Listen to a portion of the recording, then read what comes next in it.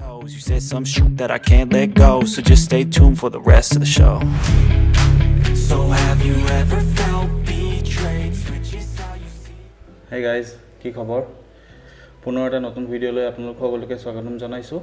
আজিৰ এই ভিডিঅটোত আমি আলোচনা কৰিম এই বছৰ ইমান গৰম যে পৰিলে তাৰ কাৰণ কি আৰু ইয়াৰ কনসিকুৱেন্সেস কি হ'ব পাৰে বা পিছলে যদি কিছুমান আমি স্টেপ এতিয়াই নলওঁ গোটেইখিনি ডিসকাস কৰিম। তেন্তে আহক আৰম্ভ কৰোঁ। আপোনালোকৰ মনত আছেনে 2022 চনত কেনেকুৱা গৰম পৰিছিল? এই বছৰটো তাতকৈ বহুত বেছি হয়। 2022 চনৰ গৰমটো লাষ্ট 122 বছৰৰ ভিতৰত সবচে বেছি গৰম বুলি পেলাই কোৱা হৈছিল। সাইন্টিস্ট বিলাকে কৈছিল যে এটো সব ভিডিঅটো hottest summer ever recorded in last 122 years। মানে 122 বছৰৰ পৰা এনেকুৱা গৰম পৰা নাছিল। হেতুত হৈছে 2022 চনৰ কথা। এবাৰ আহিছো আমি 2023 যোনটো গৰমৰ দিন, গৰমৰ সিজনটো। এটো চাওক 2000 বছৰৰ ভিতৰত আটাইতকৈ বেছি গৰম পৰিছিল বুলি পেলাই কোৱা হৈছে 2023 সামাৰ সিজনটো। তাৰ পিছৰ পৰা কনসিকিউটিভলি বাঢ়ি গৈ আছে। 2024 চনৰ আৰম্ভণিৰ পৰা আপোনালোকে হয়তো ফিল কৰিছে 2024 জানুৱাৰী hottest January ever recorded, February hottest February ever recorded, March hottest March ever recorded, April একে। ইয়াৰ কাৰণ কি হ'ব পাৰে? আমাৰ গাত কি ভুল আছে যে এনেকুৱা ধৰণৰ এনভায়ৰনমেন্টাল কন্ডিশন আমি ফেস কৰিবলগীয়া হৈছে আৰু ইয়াতকেও বেছি বেয়া হ'বলৈ গৈ আছে নেকি? আহক গোটেইখিনি আলোচনা কৰোঁ আৰু ইয়াৰ কি কাৰণ আছে, কি আমি সংশোধন কৰিব পাৰোঁ বলক চাই আছো। আপোনালোকে হয়তো শুনি আছে চাগে যে হিট ওয়েভ আহিব এনেকুৱা কিছুমান নিউজ দি আছিলে।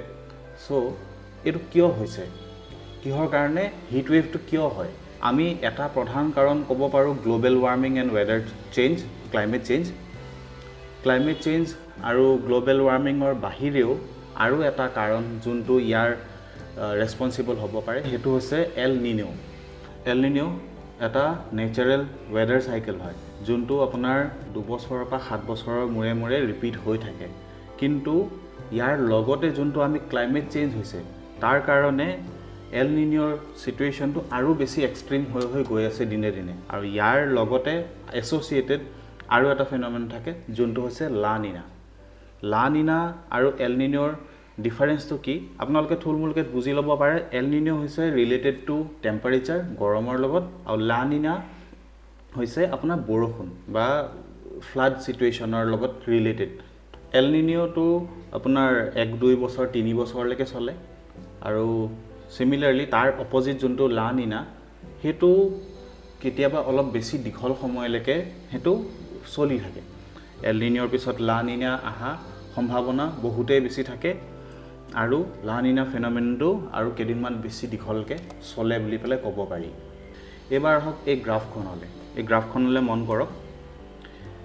এই যোনখিনি ওপৰলৈ যোৱা ৰেড কাৰ্ভ যোনখিনি দেখিছে সেইখিনি হৈছে এল নিনো ইভেন্টস আৰু তলৰ ফালে যোনখিনি ব্লু কালাৰ দেখিছে সেইখিনি হৈছে লা নিনাৰ ইভেন্ট।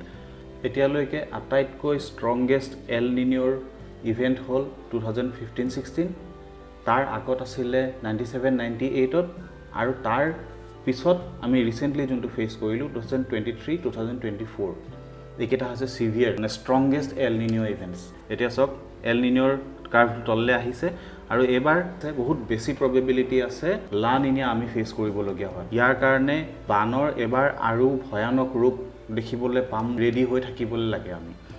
আৰু চৰকাৰ প্ৰশাসনেও যাতে এই কথাটোৰ ওপৰত গুৰুত্ব দিয়ে কাৰণ যেহেতু এনেকুৱা এটা সিচুৱেশন হৈ উঠিছে প্লাস এনেকুৱা এই গ্ৰাফখনৰ মতেদি কন্টিনিউয়াছলি হৈ আহিছে ইটোৰ পিছত হিটো হৈ থাকে।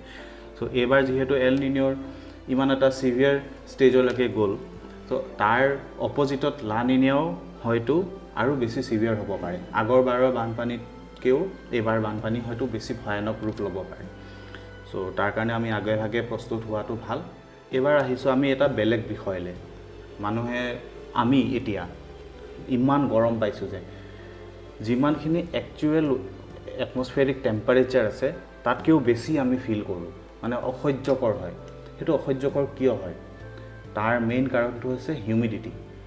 হিউমিডিটি কি হৈছে বতাহত যিমানখিনি পানীৰ ভাৱ তাত বতাহত আছে সেই বস্তুটোকে হিউমিডিটি বুলি কয় ধৰি লওক গৰম হাৱাত বেছিকৈ আপোনাৰ পানীৰ ভাৱটো ধৰি ৰাখিব পাৰে আৰু ঠাণ্ডা হাৱাত কমকৈ পাৰে সেইটো কাৰণে যিমানে বেছি সিচুৱেশ্যনবিলাক গৰম হৈ গৈ থাকে আমাৰ এতিয়া ধৰি লওক মই ডিব্ৰুগড়ত ওচৰতে ব্ৰহ্মপুত্ৰ নদীখন আছে তাৰ কাৰণে ময়েশ্চাৰ পাই থাকে যোনটোৰ কাৰণে আমাৰ এই এৰিয়াটোত হিউমিডিটিটো বেছি হৈ যায় যিমানে আপোনাৰ ৰিভাৰ বেংক বা সাগৰৰ কিনাৰৰ জেগাবিলাক সেইবিলাকত হিউমিডিটি সদায় বেছি থাকে সেইটো কাৰণে সেই জেগাবিলাকৰ যদিও এটমস্ফেৰিক টেম্পাৰেচাৰটো কম হয় তাত অসহ্য লাগে থাকিবলৈ কাৰণে মানে সেইটো আনবিয়াৰেবল হয় ফৰ এক্সাম্পল মই এটা কথা কওঁ দিল্লীত যদি 36 ডিগ্ৰী সেলসিয়াছ হয় গৰম আৰু সেম যদি 36 ডিগ্ৰী সেলসিয়াছ মুম্বাইত আছে কিন্তু মুম্বাইত হিউমিডিটি বেছি থাকিব যাৰ কাৰণে মানে বেছি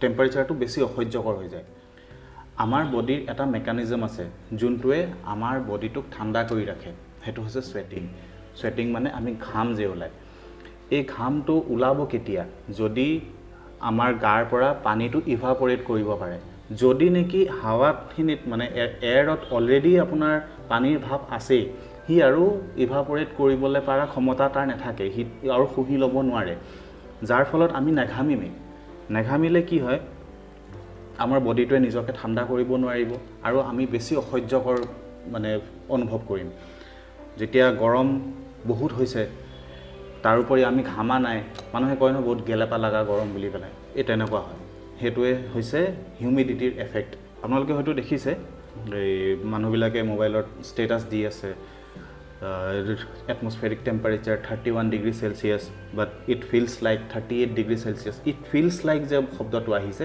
হেতু আহিছে হিউমিডিটি কাৰণে হে জায়গাটোত হিউমিডিটি হয়তো বেছি আছে হেতু কাৰণে যদিও 31 ডিগ্ৰী সেলসিয়াছ হয় মানুহজনে অনুভৱ কৰিছে যে হে জায়গাডোখৰ টেম্পাৰেচাৰ 38 মান নিচিনা হৈছে এবাৰ আহিছো এইবিলাক যে সিচুৱেশ্যন যে হৈ আছে আগতেটো এনেকুৱা নাছিল আমি সৰু হৈ থকা দিনতো ইমান বেয়া গৰম আমি পোৱা নাছিলো কিন্তু দিনে দিনে দেখিছো বাঢ়ি আহি আছে তাৰ কাৰণে আমি কেনেকে ৰেসপন্সিবল হয় আমাৰ গাত কি ভুল আছে আমি কি ভুল কৰিছো যে এটো সিচুৱেশ্যন দিনে দিনে সিভিয়াৰ হৈ গৈ আছে এক নম্বৰতে আহিছে মডাৰ্নাইজেশ্যনৰ নামত যে আমি গছ-গছনি কাটি তহিলং কৰি দিছো এটো চাওক যিমানে বেছি মডাৰ্নাইজ কৰিবলৈ গৈছো ইমানে গছ-গছনি কাটিবলগীয়া আছে গছ-গছনিয়ে এনভায়ৰনমেন্টটো ঠাণ্ডা কৰি ৰাখে আমি মডাৰ্নাইজেশ্যন কৰিবলৈ যাওঁতে গোটেই গছ-গছনি কাটি সাফা কৰি পেলাইছো সেকেন্ড কাৰণটো হৈছে আমাৰ গাড়ী মটৰ ইউজ কৰা বেছি হৈছে এতিয়া সব এইটো ক্লিপত চাওকচোন যে আপোনাৰ ডিব্ৰুগড়ত